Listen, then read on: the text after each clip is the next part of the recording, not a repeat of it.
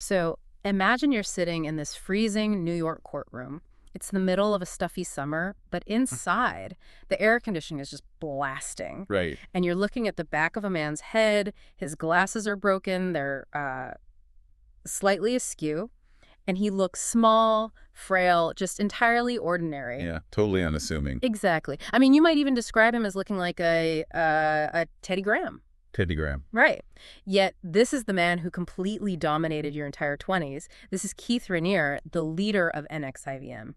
You know, that physical description from India Oxenberg's memoir, Still Learning, it's such a critical starting point for us. It really is. Because when you strip away that whole carefully constructed ecosystem of control, the godlike figurehead suddenly looks remarkably pathetic. Yeah. But the question remains, how did an ordinary-looking guy build a system powerful enough to subjugate thousands of people? Which is exactly what we're getting into today. Welcome to the deep dive into those excerpts from Still Learning. We're going to map out the exact architecture of indoctrination. It's a fascinating map, honestly. It is. We want to understand how a privileged, intelligent young woman goes from, just attending a self-help seminar to purposefully starving herself and allowing someone to brand her with a medical cauterizing pen. It sounds unbelievable from the outside. It really does.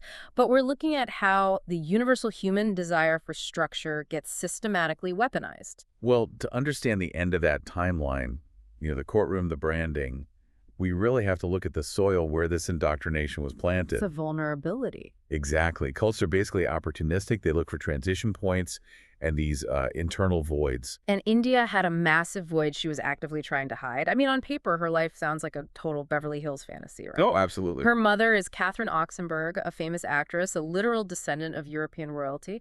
But her father actually spent her early childhood in Lompoc prison for international drug smuggling. Which is just a wild contrast. It is. She remembers visiting him and, pretending the other inmates were just his friends on a timeout. Wow. That is a lot of cognitive dissonance for a kid to handle. And then add to that, at age 8, she's diagnosed with severe dyslexia. That diagnosis is such a pivotal moment in her psychological development. I mean, she describes having her first panic attack in first grade, just trying to spell the word astronaut. Oh, that's heartbreaking. It really is. And when a child struggles that profoundly with basic educational milestones, especially, the shadow of a highly successful parent, they often internalize this narrative that they are just fundamentally broken. Right. She carried this really deep-seated belief that she was stupid. And so in her early 20s, she's sort of bouncing from one failure to another. Totally rudderless. Yeah, she drops out of a college program in Boston. She starts this gluten-free bakery in Los Angeles with her best friend, but bails out of fear of failure. Right. And then she takes a production job in Serbia and ends up in a really shameful sexual encounter with an older married man. She's completely unmoored. She's just drifting. Okay, let's unpack this for a second, because I look at this and see someone who is so desperate to prove her worth, but she doesn't trust her own decision-making. It's like she's a ship constantly adjusting her sails to other people's winds because her own compass feels broken. That's a great analogy. Yeah. What's fascinating here is that it totally shatters the societal myth that only, gullible or weak-willed people get swept up in coercive groups. Right, she wasn't weak. She wanted to work hard. Exactly. People joining these groups are usually looking for a rigorous, structured environment to really test themselves. India didn't want to be coddled. No, not at all. She wanted a roadmap to adulthood that was entirely separate from her mother's glittering legacy. She was actively searching for a way to do the hard work of fixing herself. So she's actively searching, and she walks into this introductory session for ESP, the Executive Success Program, which is like the front-facing self-help arm of NXIVM. Right. She's in Santa Monica. She walks into a room filled with recognizable actors, doctors, entrepreneurs, and the coaches, Mark Vicente and Sarah Edmondson, are up at a whiteboard. Drawing those stick figures. Yes. They draw a stick figure standing on this shaky wall of rocks, representing a life built on false beliefs and fear. And then they draw a stick figure on a solid, smooth wall. An optimized person. Notice the framing there, though.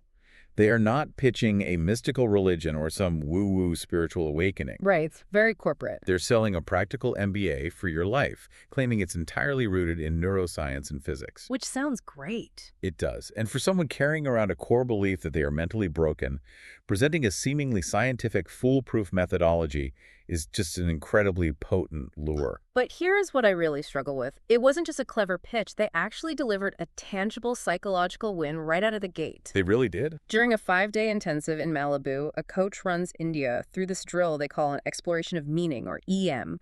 And India has this paralyzing fear of the dark. Right.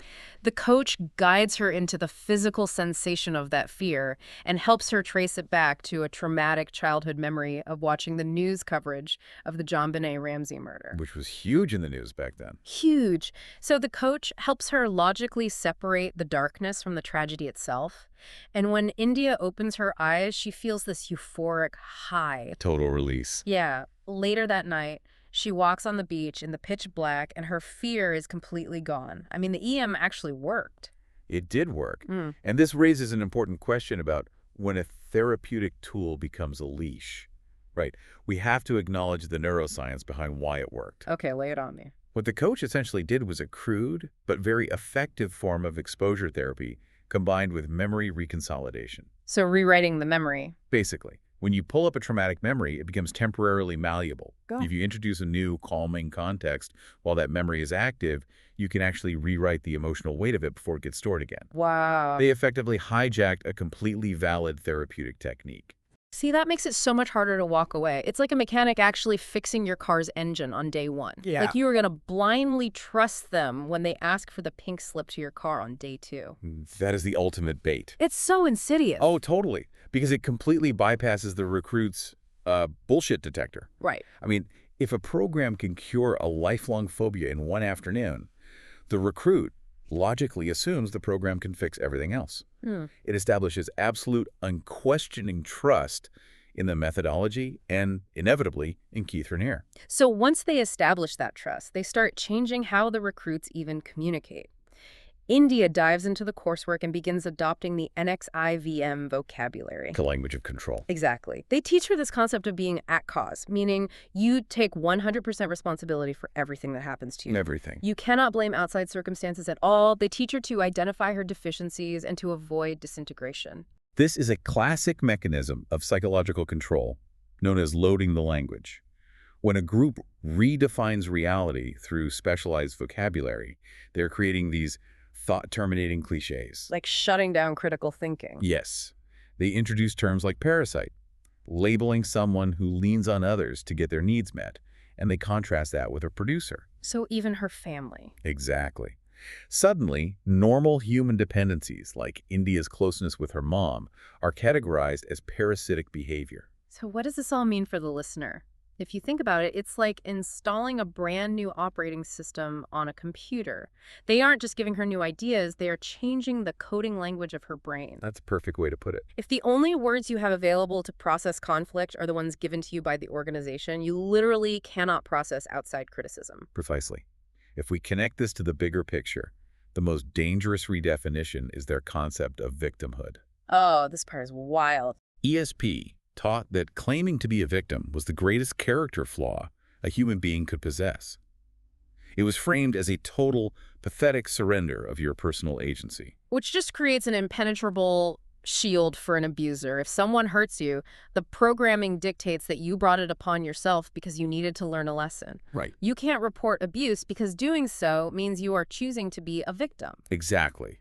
By systematically eliminating the concept of victimhood, the organization dismantles the psychological framework required to recognize abuse. You literally don't have the words for it anymore. No, you're no longer able to say, this person did something wrong to me. You can only say, I am failing to understand the lesson in this interaction. That is terrifying. And with her critical thinking effectively dismantled by this new vocabulary, the self-improvement seminar shifts into something much, much darker. The escalation. Right. A high-ranking NXIVM coach, the television actress Allison Mack, pulls India aside, and she pitches this highly secretive, women-only group designed to push India past all her limitations. But there's a huge catch. Yeah, to join, India must provide collateral. Collateral is the mechanism that essentially locks the cage door.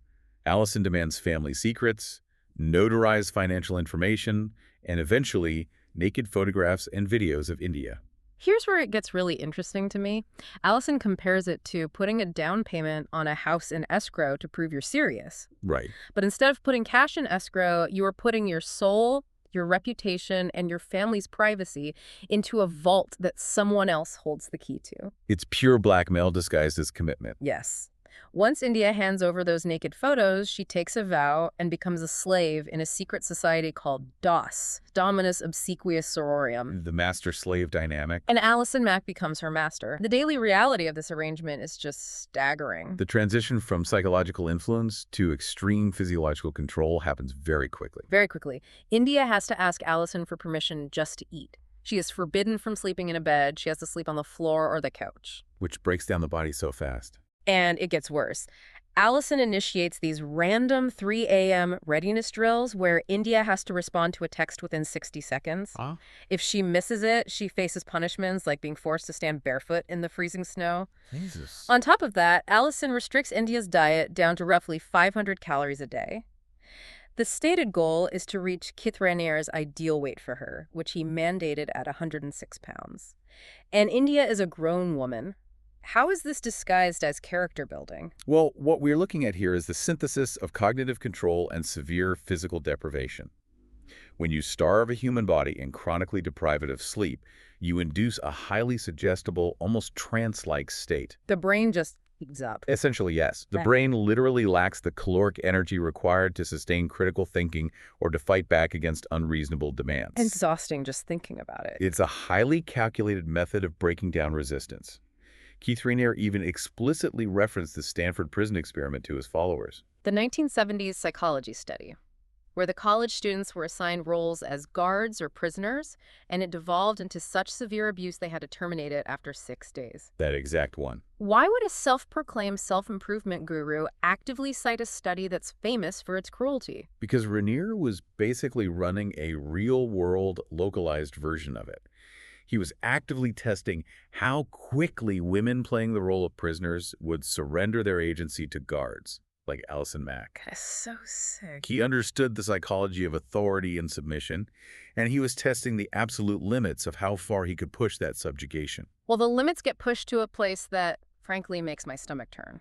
Allison gives India a new assignment designed to help her overcome her intimacy issues. Oh, this part. She orders India to seduce Keith Raniere. Now, we know India's internal monologue from the courtroom, right? She thinks he looks like a Teddy Graham. Right. She is not physically attracted to him at all. Not at all. When they finally meet in this dusty, unfurnished townhouse in the middle of the night, she instinctively recoils when he kisses her. Her body knows it's wrong. But because of the NXIVM programming, she doesn't trust her own disgust. She views her physical revulsion as a deficiency she needs to conquer, believing that enduring this discomfort is proof she's growing. This is the complete overriding of biological instinct. She has been conditioned over years to believe that her gut feelings, her natural alarms, are just false data that she has to ignore in the pursuit of optimization. But if her biological instincts were completely overwritten to the point that she ignored her own physical disgust, what happens when that overriding is applied to severe physical pain? The branding. This brings us to the branding. It happens in the dead of winter in Albany. India and her pod of women are summoned to Allison's townhouse. Just a normal residential townhouse. Right. They are instructed to undress and enter a bedroom where a massage table is set up. A fellow DOS slave, an osteopath named Danielle Roberts, is waiting with a medical cauterizing pen. The medicalization of the setting is a crucial detail to unpack. Having a doctor do it. Exactly. Having an osteopath perform the act lends this weird veneer of clinical legitimacy to an act of profound violence. It's horrifying. I mean, India is held down on the table by the other women. Allison Mack is chanting, "Feel the love, feel the pain." It's completely ritualistic. It is. And India, operating entirely on her programming, actually asks to be branded, saying it would be an honor, and she is burned. The description is awful. The description in the source material is deeply unsettling. The smell of burning flesh, the yellow pus oozing from the wound for weeks. It's literally the practice of a pimp branding cattle, but it's been gift-wrapped in the language of feminist empowerment and spiritual awakening. It's a total inversion of reality. Yet India writes that she didn't feel fear on that table. She felt elated. She wept with a sense of elite sisterhood. It wasn't until much later she discovered the symbol burned into her flesh was actually Keith Raniere's initials. The human brain's capacity for cognitive dissonance is staggering. To survive a trauma of that magnitude, the psyche just has to reframe it. It has to. If you accept that you're being held down and mutilated by your friends, your reality collapses.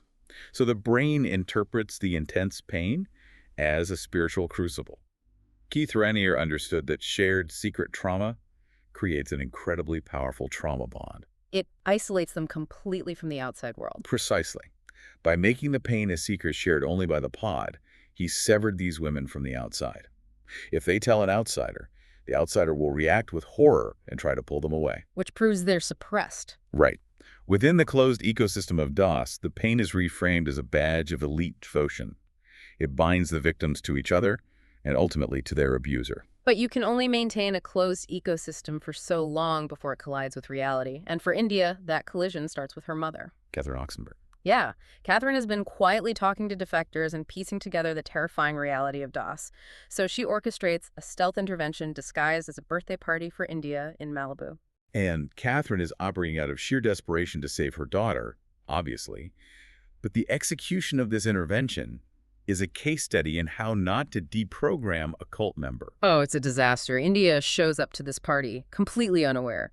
Suddenly, Mark Vicente, the charismatic coach who first recruited her but has now defected, he ambushes her in the driveway. It just comes out of nowhere. He aggressively yells at her, calling her sick and accusing her of spreading hate. Then her mother confronts her on a bed, point blank asking, "I know about DOS. Are you branded?" Too much all at once. And Catherine even tricks India into going to a doctor's appointment. The doctor sees the burns and begs India not to go back to Albany. We really have to look at how India's brain processes this barrage of objective truth. She doesn't have an epiphany. She doesn't break down and ask for help. No, she goes into complete cover-up mode. She doubles down, lies to her mother, and becomes convinced that her family and the outside world are the enemy. The intervention completely backfires. When Mark yells at her, and her mom resorts to trickery, it actually plays right into the cult's narrative. It makes the outside world look hostile and crazy, pushing her right back into the safety of her abusers. This is known as the backfire effect, and it's compounded by a severe identity threat.